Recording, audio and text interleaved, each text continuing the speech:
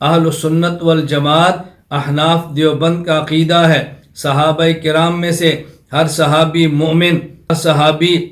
معیار حق، ہر صحابی تنقید سے بالا تر، ہر صحابی محفوظ، اور جب یہ ہر صحابی عادل، اور جب یہ صحابہ کرام کسی مسئلے پر جمع ہو جائیں پھر پیغمبر کی طرح معصوم۔ ذہن نشین فرمائیں، میں بار بار کہہ رہا ہوں، اس کو بیانات میں لائیں، اپنی تقاریر میں لائیں، اپنی تحریر میں لائیں، امت کے سامنے گرج کے بیان کریں۔ اہل سنت والجماعت احناف دیوبند کا عقیدہ ہے صحابہ کرام رضی اللہ عنہم مجمعین میں سے ہر صحابی نمبر 1 مومن، نمبر 2 حجت، نمبر 3 معیار حق، نمبر 4 تنقید سے بالا تر، نمبر 5 عادل، نمبر 6 محفوظ، اور جب کسی مسئلے پر سارے جمع ہو جائیں تو پیغمبر کی طرح معصوم ہیں۔ اللہ رب العزت ہمیں اہل سنت والجماعت احناف دیوبند کے عقائد کو